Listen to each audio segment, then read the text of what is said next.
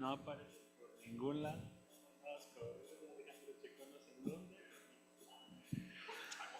Okay, so I think it's time to start. Let's start.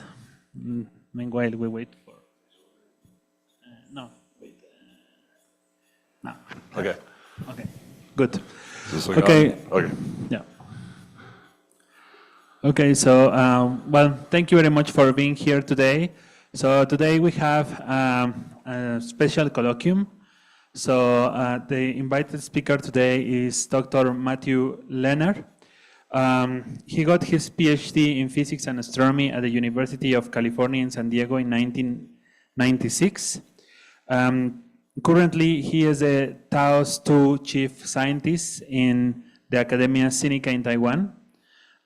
His research is focused mainly on the study of the outer solar system, the Kuiper belt, the Oort cloud, and also on carrying out occultation surveys. He has led the Taiwanese American Occultation Survey TAOS, establishing the strongest upper limits on the surface density of small Kuiper belt objects. He also pioneered TAOS II, which is the next generation of occultation survey with at least 100 times better sensitivity than TAOS to prove the outer solar system. He is member of the Outer Solar System Origin Surveys, OSOS, a large program of the Canada-France-Taiwan telescope, conducting follow-up observations to characterize KBOs, these Kuiper belt objects, primarily used in the Subaru and Gemini Nord telescopes. The goal of these follow-up observations is to measure light curves and colors of OSOS KBOs in order to correlate surface shape and rotational properties with dynamical classifications. He has also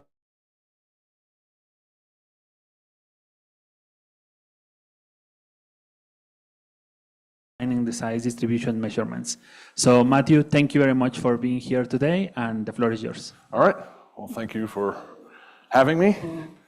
So I'm going to talk about TAOS II. This is a next generation survey.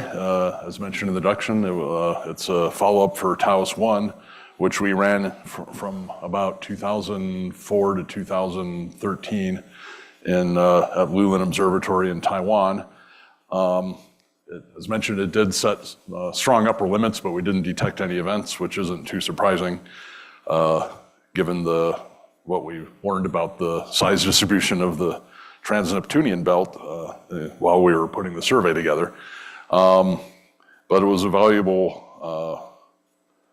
survey nonetheless, in that we learned how to actually do the survey correctly and how not to do the survey correctly. So TAOS II was our attempt to do this right. This is a collaboration between Academia Sinica in Taiwan, UNAM here, the CFA, and the NRC in Canada, in particular the Canada Astronomy Data Center, who will be helping us to archive our very large data set. So this is an outline of the talk here. I'm going to go over the science goals and requirements for the survey and why we want to do this. I'll talk about the survey infrastructure, how we're going to do all this. I'll spend a little bit of time talking about the data, which will lead into discussion on opportunities for collaboration with the TAOS survey data. This is going to be a new and very unique data set, and we think we can get a lot of other science out of it. And as collaborating partners, you guys are welcome to have first crack at some of these data topics that we would like to explore. So TAOS II, it's a blind occultation survey for faint TNOs. So what we do is we just monitor nearby stars and just wait for a TNO to pass in front of the star, and you'll see a momentary drop in the measured flux of the star. So these occultations have been in the news quite a bit recently, mostly because of spacecraft missions that are doing flybys of different objects. And so they do targeted occultations where they try to get the orbit constrained, use the new results from Gaia, and they try to predict when these are going to happen, and they'll fly around the world to set up telescopes to try to measure chords through all these things. So the New Horizons, after it flew by Pluto, actually had a rendezvous with newly discovered TNO, Arakoth. And then there's the Lucy mission, which is on its way to do some flybys of a number of Jupiter Trojans. So they're measuring occultations of all the targets for those events too.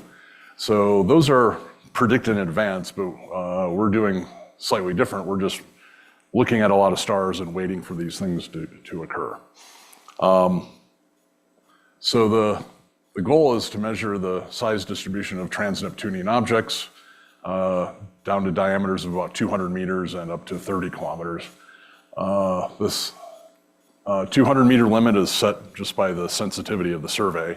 I'll get into that in a little bit. And the 30 kilometers is just set by the number of 30-kilometer TNOs we expect. There's just not enough of them to have a high rate. And once you start getting bigger, the size distribution drops down. So there's a number of reasons why we want to do this. First is to find the source population for Jupiter family comets. These are short period comets with orbital periods of 200 years or less. There's strong evidence that their origins are in the Kuiper Belt, up beyond Neptune, but we're not able to actually see these things directly when they're just orbiting around nicely in roughly circular orbits. So these things are orbiting around. Every once in a while, their orbits get tweaked either by, getting too close to Neptune or one of the other dwarf planets. And sometimes they're scattered outward, but sometimes they're scattered in, and then they end up in these unstable orbits bouncing around in between Saturn and Neptune, and then eventually they either get kicked out again or they get kicked in toward the sun, and these are the comets we see. So we don't really know the process by which their orbits are perturbed into these cometary orbits. So just measuring the size distribution and knowing how many of the things are there in the first place would help us go a long way toward understanding this.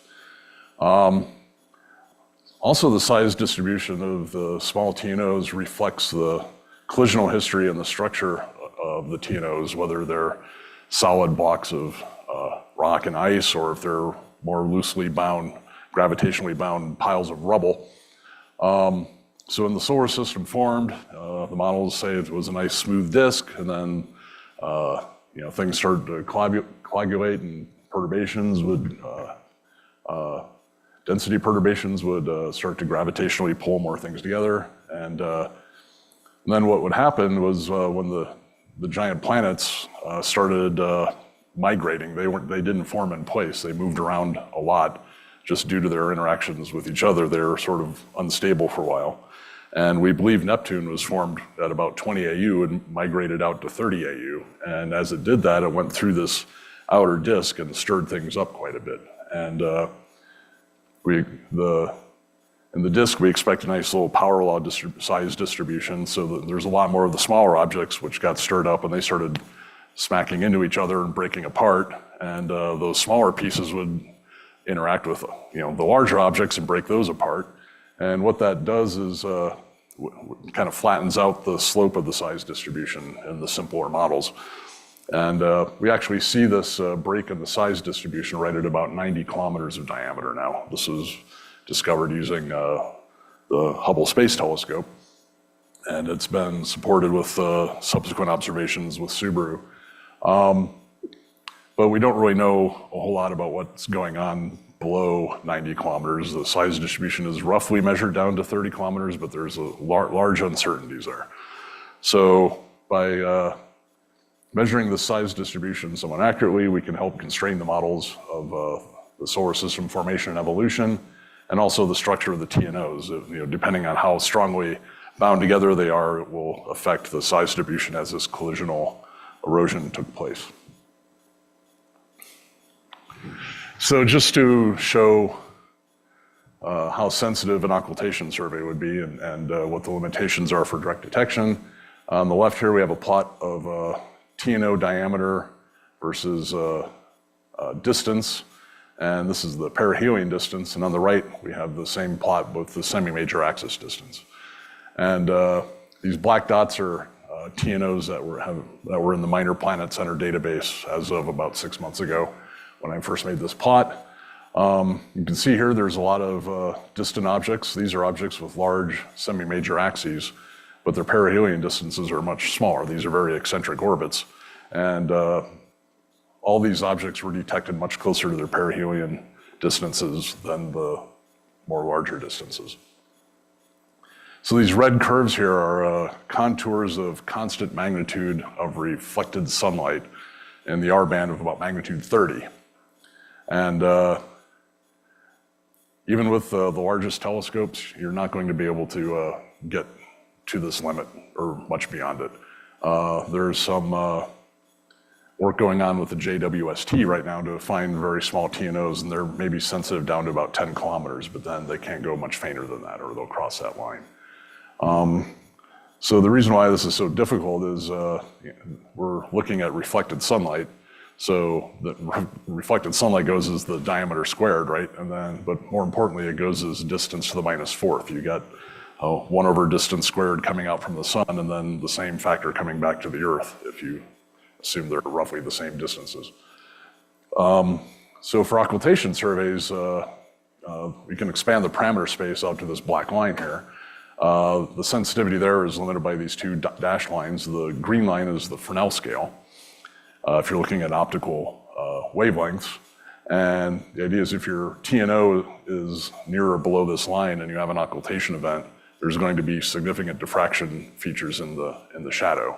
And as you get smaller, those diffraction features will start to wash out, and then you lose your signal into the noise of your measurements. The blue line here is the angular diameter of one of our typical target stars projected to the distance on the x-axis. So if you're much below this line, you're only occulting a fraction of the light of the star. So it's like a transit event, except it's not an exoplanet, it's within our own solar system. So obviously as the diameter gets smaller, your signal will get fainter and fainter, and then you'll lose that in the noise. So with TAOS II, our main science goal is to get down into this region here. But we also plan to look further out here.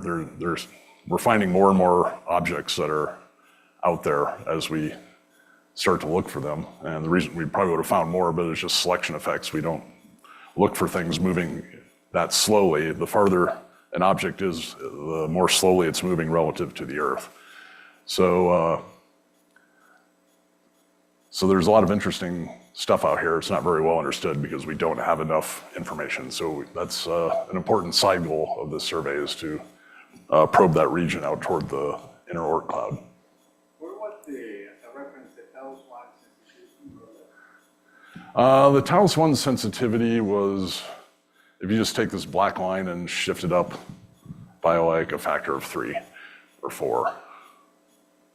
So this is just a rough estimate, and it really does depend on the target star. It depends on your signal to noise. It depends on the angular sizes of the stars, things like that. But on average, it's somewhere around here. It'll be different for every star that we look at. So just to show what these events look like, so this is if you imagine there's just one star in the sky and one TNO, in this case a 3-kilometer diameter TNO, this is the shadow you would see projected on the surface of the Earth if things were lined up good. And since the Earth and the TNO are in relative motion, the shadow would move across the Earth and hopefully pass over your telescope, and you would measure some chord across this event and measure the variation in the flux. So the scale of this is set by the Fresnel scale, which is the geometric mean of the wavelength and the distance, and 0.5. You put in 600 nanometers, 43 AU, it comes out 1.5 kilometers. So that's right at the scale at which we want to look.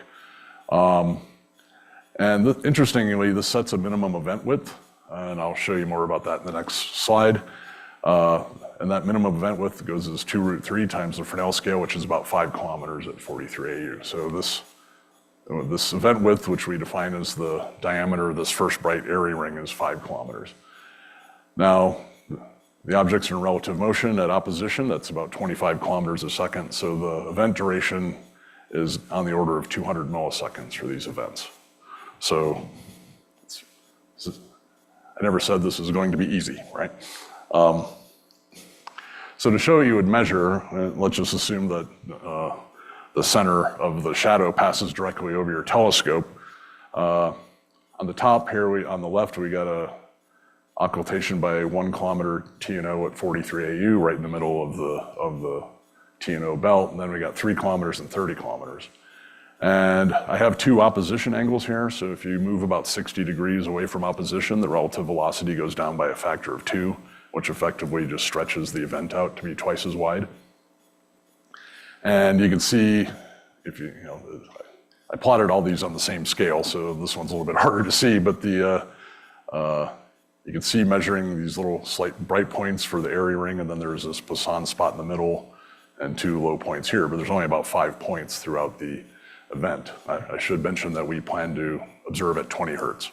So these are 20 hertz integrations of this shadow as it passes over the telescope.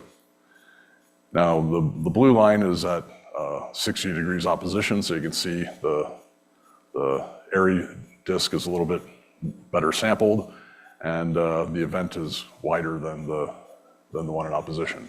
Now, if you go out to 3 kilometers, you can see the event width is roughly the same, but the event gets deeper. And that's because the event width is set by the Fresnel scale, and the event depth is set by the diameter of the object.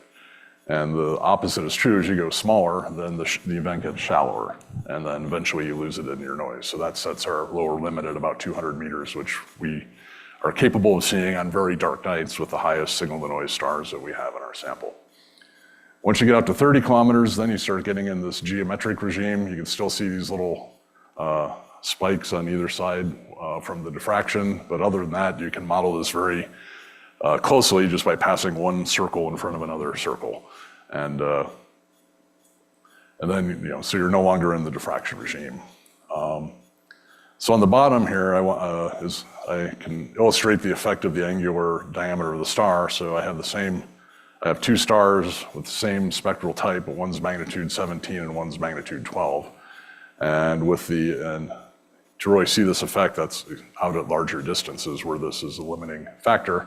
So this is out at 500 AU, out in the regime where Sedna has its semi-major axis. And you can see here, the width is the same on these 2 guys, but it's much wider than it was up here, and that's because the Fresnel scale goes as the square root of the distance to the object. So you go farther out, the events get wider. But then and again, it gets deeper at 5 kilometers, and then you get out to this rough geometric regime at 500 AU. But if you have a large angular size on your star, which the brighter stars of the same spectral type, they're brighter because they're a lot closer, so larger angular diameters, you can see you pretty much wash out all the diffraction and you get these V-shaped kind of curves here. And again, you start to lose your signal as you get to larger and larger angular diameter stars. So anyway, these are the events we'll be looking for with our system. So the requirements for the survey, we need a lot of data. We need a very good site, a lot of clear nights and good observing conditions. So we're operating at San Pedro Martir, which meets these requirements. TAOS I was at Lugar Observatory in the center of Taiwan, where it was rainy and humid and very few good nights for observing. We need to photometrically monitor as many as 5,000 to 10,000 stars simultaneously. That's going to be impossible for a lot of nights because we want to stay near the ecliptic. And there are a lot of regions of the ecliptic where you're far away from the galactic plane and there just aren't that many stars. But we need to be able to monitor this many. And so we need to go some combination of wide field and deep. So fast optics and large mirrors. So to resolve the events, we want to have 20 hertz imaging. This is really hard to do. With CCDs, our cameras are 88 megapixels, so trying to read that off at 20 hertz is next to impossible. And even if you could get the data out, storing that many pixels would be a major undertaking. It'd be hundreds of terabytes a night. So we're using next generation CMOS imagers. And the main advantage of these is that you can do multiple subframe readout. So instead of reading out all the pixels, you can put small frames around all of your stars, and that cuts the data rate down by more than 99%. And that's what allows you to get the 20 hertz imaging. So final thing is to minimize the false positive rate. There are other people that have tried to do this, and you're looking for very rare events. You know, we might maybe expect tens to thousands of events per year, and we're going to have on the order of 1 trillion photometric measurements a year. So if somebody's going to claim they saw a thing dip down briefly in this many photometric measurements, it's going to be hard to convince the community that what we're seeing are really occultations. So we're going to require coincident detection in multiple telescopes, and we want those separated by more than 100 meters. So they're looking through slightly different parts of the atmosphere while looking at the same star. So we expect any scintillation events that would mimic these occultation light curves would not be the same in all 3 telescopes. So this is what we're trying to do. I probably don't need to cover this. This is giving this talk to many places, but I think you all know San Pedro Martir is a very dark site, very clear, good seeing, and very far away from any city lights. And this is the top view of from Google Earth where the telescopes are. So the 3 sites, the 2 closest ones are 127 meters apart. So they're far enough away that they meet our requirements in terms of controlling false positives from scintillation. And we also have a control building with a bunch of servers for doing all the image acquisition. And just a view from the 2 meter here, and then a close-up of one of the sites. We finished installing these in 2017. Telescopes there are 3 identical telescopes from DFM Engineering. They're f4, 1.3 meter, so they're fairly wide field. It covers a 1.7 degree field of view over 154 millimeter diameter, about so big. We are estimating we can get to a limiting magnitude somewhere around 17 at 20 hertz. We're still doing in the final stages of our collimation and trying to and doing the bias subtraction and estimating the read noise and all these things. But we should be pretty close to that. So I'll mention that limiting magnitude as that signal to noise of 1.2. That's not very high, but if you remember those expected light curves from the 30-kilometer objects, that's actually more than enough sensitivity to detect those because of the sheer number of points in those much wider events. So the cameras, we're using custom CMOS imagers from E2V. The imagers themselves are 1920 by 4608 and pixels. They're 16 microns. They're 3-edge buttable, so we have a mosaic of these in each of the cameras, a 2x5 array. I'll show you a picture of those shortly. The next generation CMOS imagers, these are back illuminated. I don't know how familiar everybody is with CMOS, but each pixel on CMOS has its own readout electronics on the pixel, which is what allows us to do this subframe readout.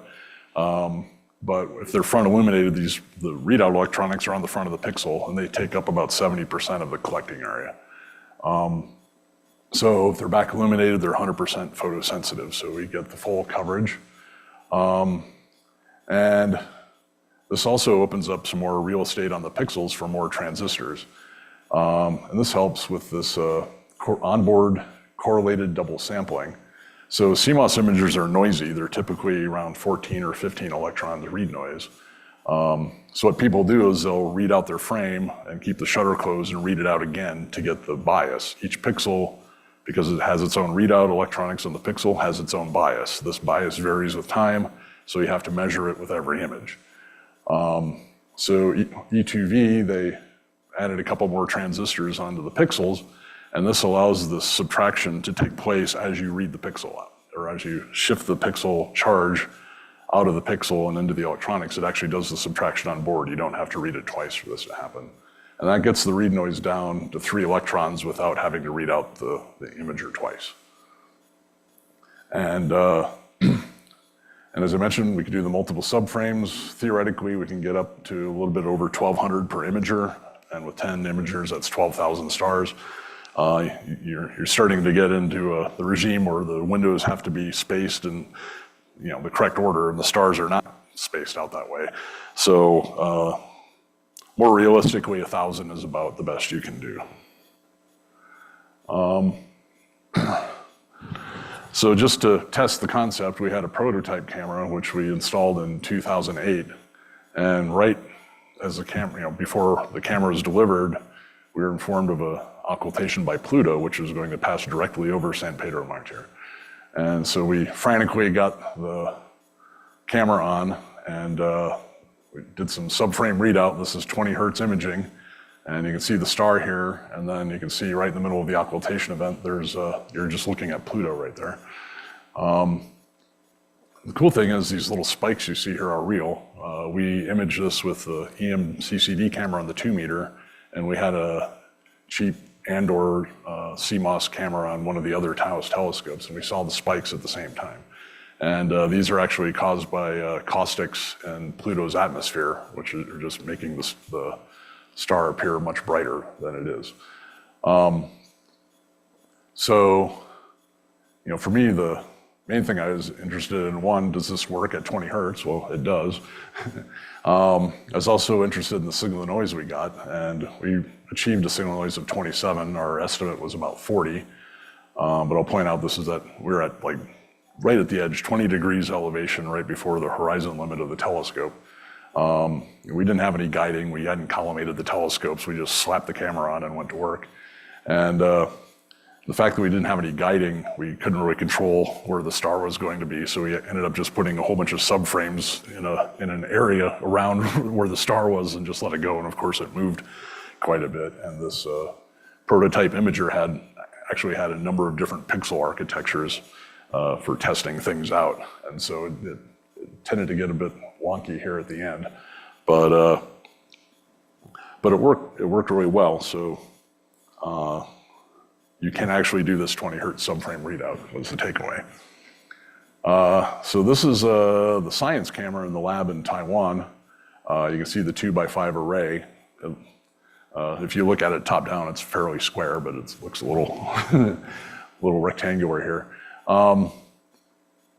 And each of these imagers has 100 pins on it. And so you got 10 imagers, then that's 1,000 pins you got to get out of the vacuum. So we use printed circuit boards going through potted into a flange that we bolt on the bottom. And you can see here these flex cables go into the circuit boards and they pass out through the bottom flange. This is the bottom of the camera. The circuit board continues through, and there's one on each side for each one has 5 imagers that it controls. So each imager has its own card here with an FPGA. So that FPGA, you can use that to just read out the pixels in the order you want to read them out. So you can upload the windows, and it will set it up so it only reads out the pixels that you need. And also it reads out row by row.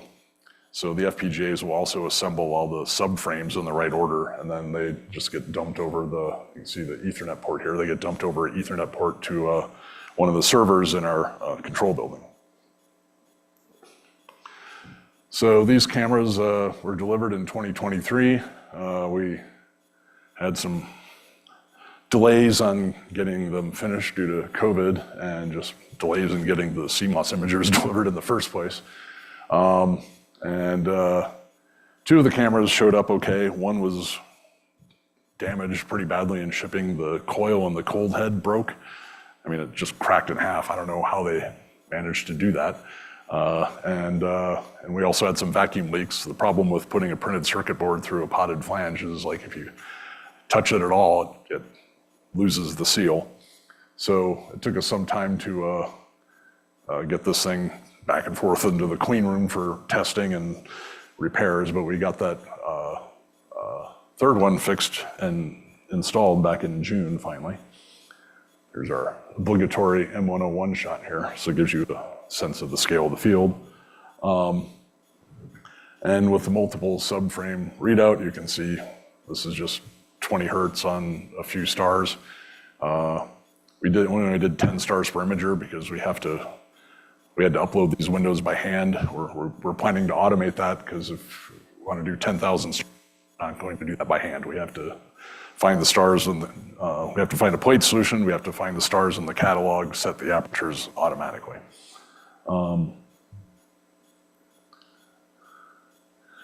So we got some remaining steps before we can start full operations here. We need to work on the collimation. We got 2 done. 1 still needs quite a bit of work. We're going to operate these telescopes robotically. It's complicated work. You got to do full frame image, get the plate solution, find the stars. Probably have to adjust the pointing of the telescopes to try to get them pointing at as close to the exact same point on the sky as possible. This is all something that just needs to be automated, but then it's going to run for 2 hours, and so it doesn't really make sense to have somebody that has to sit there and stare at it for 2 hours and pick a new field. We're almost done working on the camera control software. We had a lot done, but we couldn't really continue until we actually had the cameras installed and running. We need to do the calibration image generation and apply the corrections. We needed to do the analysis for like the plate solutions, focus sequence, catalog matching, and all that. We need to implement guiding. That's actually easier because we have a whole bunch of stars coming out at 20 hertz, so we can easily monitor the centroids. And a lot of the stuff we did for TAOS I, so we have to rewrite it, but there's no learning curve. We know how to do it. And finally, we need to do the star selection and the catalog matching. We're also currently working on the archiving with the Canada Astronomy Data Center. They're going to archive it up in Canada, and we're going to have a mirror of the archive in Ensenada. We're building a data center there as well. So we hope to begin operations early next year, and then we'll run for a nominal duration of 5 years, take stock of where we are. Does it make sense to continue, or are we going to learn anything new from carrying on, or should we just move on to do something else? So I apologize for this. I had to give this talk 3 times last week, and the guy just wanted to see this. So people want to know how many events we expect to see, and I can't really answer that. There's 2 things. One is just this, we don't know what the size distribution is, and second, we don't really know exactly how sensitive this new survey is going to be. So just before I explain that, I want to explain the difference here. So for direct surveys, you have this quantity called the effective sky coverage. So you point your telescope and you see how many TNOs you find, and then you covered a certain area of the sky, and then you also have a detection efficiency, this little epsilon here, and that's a function of diameter. So if you just multiply those 2 things together, the sky coverage and the detection efficiency, you get this, what's called the effective sky coverage as a function of diameter. And then you can just integrate that over your range of diameters and get the number of expected events that you would expect to see. For the occultation surveys, it's more like a particle physics thing. You have a flux, which is the density times the relative velocity, and we were doing it with angular velocity. You have an event cross-section, which is the diameter of this airy ring. So your telescope has to pass within that distance between, within the shadow. And then you get your detection efficiency. And that's going to change with every star because, if you have higher signal to noise, you'll have higher efficiency. But also with every, what we call a data run, where we just point at the field for 2 hours. And if we come back and do the same field the next night, the moon might be in a different position, et cetera, et cetera. So for every star and every run, you have to have a detection efficiency. And so you just need to sum over all of those. And you rearrange everything, and you get the surface density times this big mess that you're integrating over. So we just call this our effective sky coverage, even though it has nothing to do with coverage of the sky. It has units of square degrees. there's a couple factors of 180 over pi in there, but it's a similar thing. So the first thing is, what's our effective sky coverage going to be? And we don't really know, but we can make a guess based on what we had for TAOS I, which is this green line here. So this is our effective sky coverage versus diameter. And it's high here, but it drops off pretty low once you get to smaller objects. So we can look at the number of hours times the number of stars we looked at for that survey and take that estimate for TAOS II. For TAOS II, we estimate about a factor of 300 higher. So if we only consider that, then that's this dashed line here. This is just the green line multiplied by 300.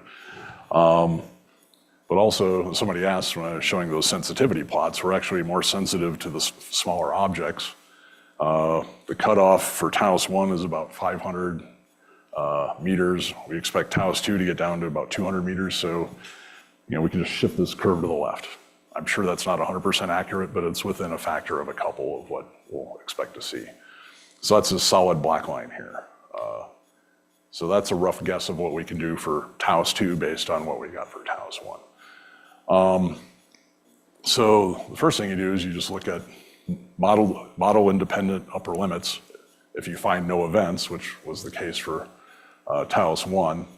So at the 95% confidence level, the upper limit is 3 detections if you find 0. So if you just take 3 events divided by this curve, that's your 95% confidence level upper limit in the number of objects per square degree. All these other guys here are other attempts at doing these surveys. A couple people claim they found events. I don't really believe them. I'll get into that later if anybody's interested in why I don't believe it. So this black line here is what we would expect for TAOS II if we find no events, which I don't think will happen. The interesting thing here, these points here are actually results from direct detection surveys. So this red dot was from the lack of detections from this Hubble Space Telescope survey back in 2004. This green dot is actually they found 3 events, and they were slightly larger. These other guys here are mostly from Subaru data. So we should be sensitive to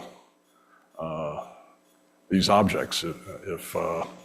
If we can reach this limit in our sensitivity, then we're sensitive enough to detect some objects that could be directly imaged. Now JWST, they're pushing down to about 10 kilometers, but they haven't published any results yet. So it'll be really interesting to see what they see, if this stays flat or if it still continues to trend upwards. So that's what we expect for model independent. We expect to have some detections in this region. But if you want to look at a model, first you need a model. So I picked 2 models here. This blue model is based on the cratering size distribution that New Horizons saw when it did a flyby of Pluto and Charon. And you can see there seems to be a break. They expect a break at about 1 kilometer where it flattens out significantly. And this other one is just a theoretical model based on some model of the coagulation of the objects and the collisional history. So as I showed in the last slide, you can take this size distribution multiplied by this effective sky coverage, integrate it up. And so this is the cumulative number greater than d, diameter d, that we would expect as we go to smaller and smaller diameters. So the dashed line are just using the conservative estimate from the exposure of TAOS II versus TAOS I, and solid lines are using the black line here, using the estimated increase in sensitivity. So after 5 years, we expect somewhere between a few hundred and a few thousand events, if these models are correct, and if our estimate's not off by too far here, which I would wager it's within a factor of 2 or 3. So in that case, we should find a large number of events. we'll come up with the correct value for this, and then we should be able to have a good rough estimate, or reasonable estimate, I should say, of the size distribution. So there's one caveat to all this, is like all that diffraction shadow I showed is for a spherical object. And the occultation measurements of some of the fainter TNOs and the flyby of Arrokoth by New Horizons showed that, pretty much every TNO where we have a good estimate of the shape, they all look like small compact binaries. And if you put a compact binary in and calculate the diffraction pattern, well, it's different than spherical. So first off, we define this quantity, the effective diameter. Compact binaries don't have diameters, so I need some sort of metric in which to compare the sizes. So we just look at the projected area of the compact binary divided by pi, and get the diameter that way. And we call that the effective diameter. And that seems to be a reasonable estimate, because so when you get much below the Fresnel scale, it turns out that the shape doesn't really matter all that much. And so this is a spherical occultation and a compact binary occultation. These lines here are different chords through the shadow corresponding to the 3 rows that you see here. And they look very similar. The asymmetry is a little bit different, but that's about it. But the good thing is that shows this effective diameter is like fairly reasonable, at least in this regime. When you get out to 3 kilometers, well, you start to see, instead of 1 Poisson spot, you see 3 or 2 Poisson spots. Plus you get these weird effects. You don't see a nice round area ring. You get some weird section. It's kind of cut up into sections almost. And that does affect what the measured light curve would look like, especially when you get out here towards the end. This is really far out compared to the other 2, but if you actually crossed it vertically, it would have it would look completely different chord. Then when you get out to 10 kilometers, you're starting to get into this geometric regime. So again, you're just measuring chords across the shape of the object. There's some fringes around the edges, but basically you're just measuring the shape of the object that way. And interestingly, if you get out to 2 kilometers, you're actually going through this little cusp here, so you see 2 drops in brightness, and then plus the diffraction makes it brighter on either side of that and in the middle. So this complicates things, but we have some plans to deal with it, which I'm not going to go into here right now. But if you look, as I mentioned, at least in the small objects, the depth and the width of the events are set by the distance and the diameter. And the width and the depth of these guys are roughly the same for the most part, except for when you get out to the super large impact parameters. So we think we can get fairly reasonable estimates. They're not going to be within like 1% or anything, but they should be within like 10% of the true values. So now I'm going to talk a little bit about the data. So this is just an estimate of signal to noise versus magnitude. We have a model which takes into account scintillation, which limits you at the bright end, and then you got Poisson noise down here, and then you get dominated by the read noise down here. And we applied that same model to TAOS II. This is an old plot, and I just didn't have time to find how this plot was made before writing this talk. We expected, this was assuming a read noise of 2.4, which was a preliminary number we got from E2V, but the read noise is now actually closer to 3. So we expect this to drop off a little more steeply down to about 17th magnitude here. So this is roughly the range of stars we'll be looking at. Unfortunately, we expect we're going to saturate up around magnitude 12, so we won't really get into this regime here. So we'll be looking from about 12 to 17, and this is the distribution of the signal to noise we would see with those magnitudes. So this data set, it's going to be very large. So just a couple definitions here. Data run, I alluded to this earlier. It's just a collection of multiple subframe time series data on a single field from 3 telescopes at 20 hertz. So 3 telescopes are pointing at the same field probably for about 2 hours and collecting 20 hertz data on all the stars. If you have 2 hours with an average of 5,000 stars, 5 runs per night, 300 nights per year, 5 years. So a light curve set is, we just call a set of 3 light curves on a single star collected by the 3 telescopes for a single data run. So if you multiply all these things together, you'll find we'll generate 37.5 million light curve sets. Now, a lot of these will be of the same stars. When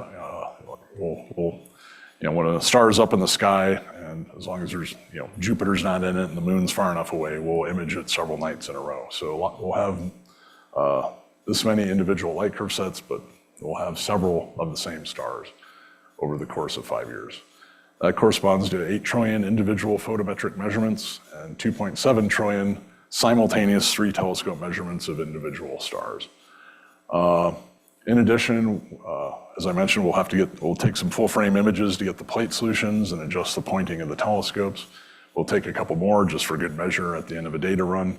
We should have 70,000 full frame images of the TAOS fields by the time we're all done. And all this is going to add up to about 3 petabytes of image and light curve data. There is a bonus. We have each telescope comes with a finder scope. I don't think anybody uses finder scopes anymore to actually find anything, but it's still called a finder scope. And we wanted to have something looking at the full field. If you're only reading out subframes of the stars, you have no idea what's happening in the rest of your field. So we just like to have some image capability for everything. So we thought, let's just put a camera on these things. They're smaller, they're like 15 centimeters, but we'll take 30-second exposures on all 3 telescopes of the field while we're doing this 20 hertz imaging with the science cameras. So we expect to have about 4 million images from these finder scopes after 5 years by the time this is all done. And I'll just mention these aren't going to be as good as the real data from the science cameras, but for other science, as I mentioned, we're going to saturate around magnitude 12. So we'll actually have photometry from the really bright stars that we won't be able to read with the science cameras. So just to show how the data will be organized, as I mentioned, we got 3 sites with 3 identical cameras. So in our control building, we got 10 servers, and each server is dedicated to the same imager on all 3 cameras. So the idea is as we read the data in, we'll read in the data to 10 different cameras, but all the information on the same section of the sky will go to the same place. And we will write the 3 frames into a single data file. So for the full frame images, we'll have a full frame image from each telescope in the data file. For the window mode data, we're going to have a different file for each star. So we'll have 3 of these weird, for 20 hertz for 2 hours is 144,000 data points. So we'll have a data cube with 144,000 by 9 by 9 pixels, roughly, depending on the window size. And we'll have 3 of those per telescope.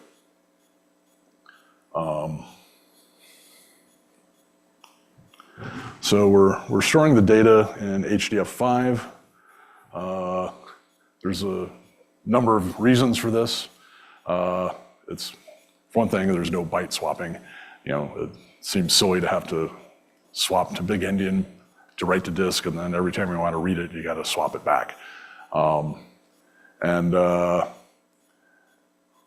For 3 petabytes, we found with TAOS I that the I/O from the disk was a major factor in the time it took to run through the analysis. It's self-documented, so you don't have to have a separate schema if you want to. If people are using ASDF, you need a separate schema. No punch card-based limitations, none of these 80-character records. It's a hierarchical format, so we're going to have the 3 different telescope image data, and there'll be metadata associated with that. It makes it easier to organize things. You can define compound data sets, which will allow you to just read and write C structures in and out of the file directly without having to do any string parsing or anything like that. Attributes for storing units for the metadata. But the main thing is this idea of chunked output. So when we're doing these 2-hour data runs, we're going to have 500 to 1,000 image files open, and we're going to be collecting all this data, which is going to get very large. And just to have enough memory and to store all that, it's better to be able to just write out chunks of data. And that's hard to do with these data cubes and have to be contiguous on disk, which is required for FITs. So with HDF5, you can just write out chunks. They're scattered throughout the file, but HDF5 will keep track of where they are. And not only that, you can compress them as you write them. So you write them compressed. And this just makes it much easier to do the surveying and get the data into a file. It's also very fast. It's a hell of a lot more efficient than CFITS.io. No string parsing. This is important for analyzing multi-petabytes of data. And it's actually really easy to use. It's similar to PyFits. You just open the file and everything's there for you. So I'm just pointing that out because, I'm going to skip that. I'm just pointing that out because I'm getting into the reason for this talk. I'm in the process of visiting all of our partner institutes and trying to get people interested in working on the data for other things other than the core science. So first thing is we just put a lot of time and effort into the survey, so we'd really like to maximize the scientific output. Let's get as much out of this data set as we can. It's going to be a new, unique parameter space that hasn't really been explored before. So there should be a lot of good stuff in there.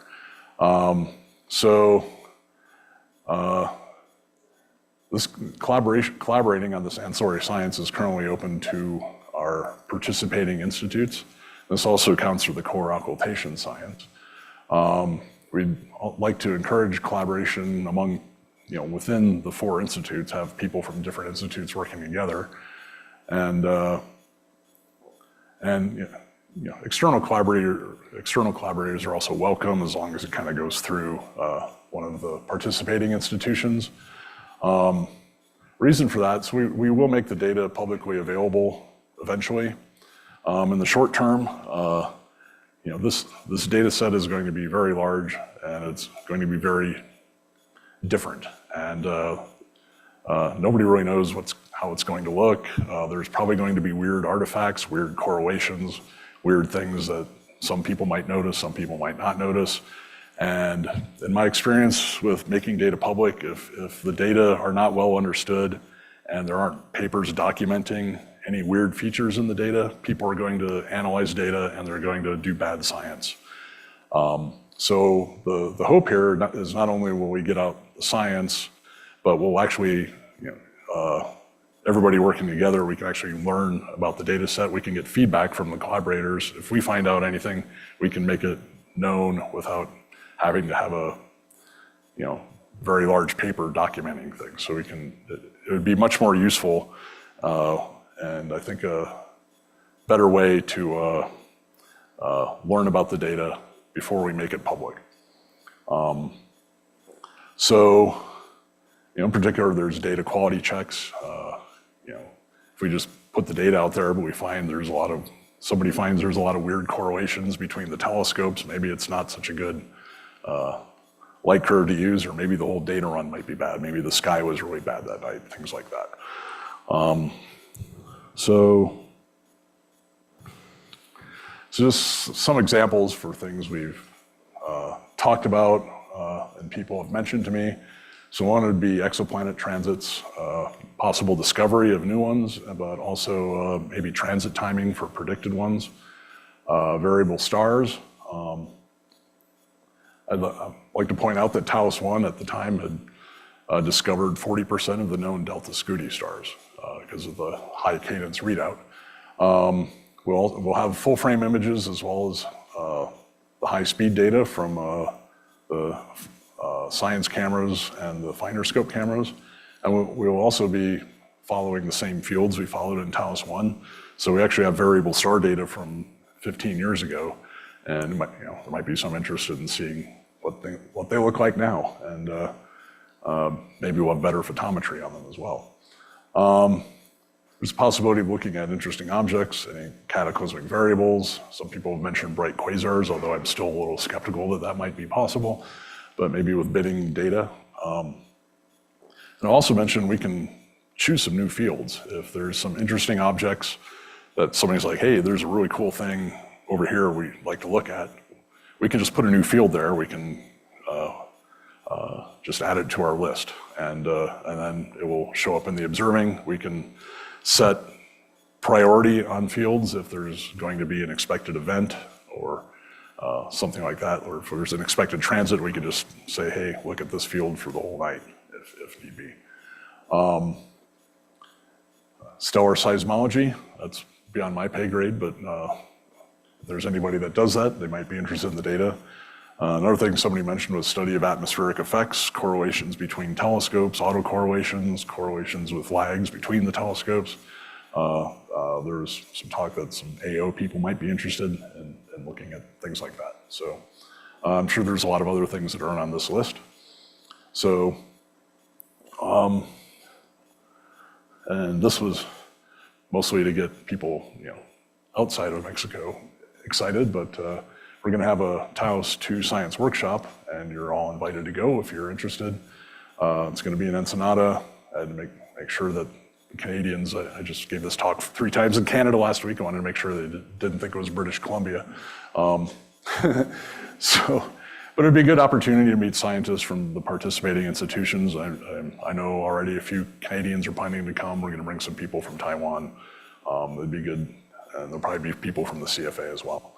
We'll have a site visit to San Pedro if anybody's interested. I don't know that anybody will be from here, but and we're also planning to have a First Light kickoff party at the same, to coincide with the same meeting, since a lot of the people will already be there.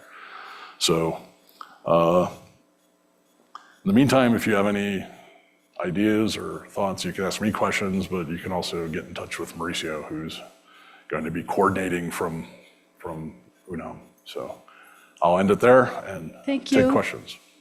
Let's thank our speaker.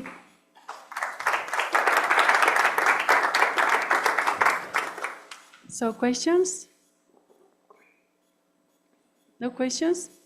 Perfect. Oh. Okay. There's one question. No, it's great. I'm very excited that this thing is coming. So am I. And actually, I was very excited about your talk because you opened the possibility of doing other science too. Yes. And actually, that other science, which is monitoring fast variable things, as you may say, quasars, all kinds of objects. Yes. That's also an opportunity to having a second generation of observations later. Maybe after, if the Transneptunian population doesn't follow up because of some reason, maybe there are not as many objects, or maybe the density is well already known. I'd prefer to. It opens. I'd prefer to predict that we find so many in 2 years that we don't need to do it anymore. Exactly, and that opens opportunity for this setup of telescopes and the cameras to do even much more. And actually, your call for people to actually start maybe placing other projects, like you said, small fields. Maybe you can choose, 10 to 100 areas in each frame for, I don't know, AGNs or whatever. Yeah. That would be also very interesting right from the beginning, without costing you the main program a lot. Yeah. So the 2 main things I would just like to avoid is, one, having to change the observing strategy, because automating all of this is a lot of work. And second, I'm not 100% adamant about this, but I'd like to minimize getting off of the ecliptic plane, where we expect fewer events from the TNOs. There's some benefit to moving off of the plane, and we might plan to do that if we find enough events along the plane to try to measure the inclination distribution of the objects. But I'm not feeling that ambitious yet about doing that. But if we move off the plane, it might give us, just as part of the normal program, it might give us some clue as to what we might expect. But But yeah, I mean, I think there's a lot we can do with this data, and I think being able to move the fields around a little bit might help as well. So. Thank you. So do we have more questions here on the room or on Zoom? Maybe I didn't understand. Okay. But how are you going to disentangle with the interloper objects? Objects that appear there are maybe not belong to the interest Like of the occultations project. by other things? or? Yes, other things. Well, these diffraction features do give you a real handle on roughly where things are. So if you're looking at asteroids, they're so close that the Fresnel scale is very tiny. So once you get in much closer than the Kuiper belt, you're just really looking at an inverted top hat function. And the further out you go, then the diffraction becomes more pronounced, but the angular sizes of the stars become more pronounced. So we know what the shapes would look like from more distant objects as well. Okay. So it's really the only thing that would be a problem is maybe something in between. So you can easily. Something in between Jupiter and Neptune, but those are. Those are much easier to see, and there are just a lot fewer of those than the TNOs or asteroids, right? Thank you. Yes. Are there any other questions? One? So I would just like to mention that this workshop would also be a good opportunity for what Jesus was mentioning, just looking into other possible uses of the telescope in the future. Oh, yes. So everyone that would be interested in using these facilities for something else entirely, it's also welcome to participate. Yes. And that also includes possible new instrumentation for the telescopes as well. If we can keep using the cameras for something else, that would be great. That would be a lot easier. But there's some ideas already for next generation instruments on there. So, but given how long it took to make these cameras, I would imagine we probably even have, I'm sure we'll have, even if there is a new plan for new instruments, I'm sure we would have time to do something else with these cameras for some time. Okay, so if there are no more questions, we thank the speaker again. Thank you very much, Matt. Thank you. And we see each other on next Wednesday. Thank you.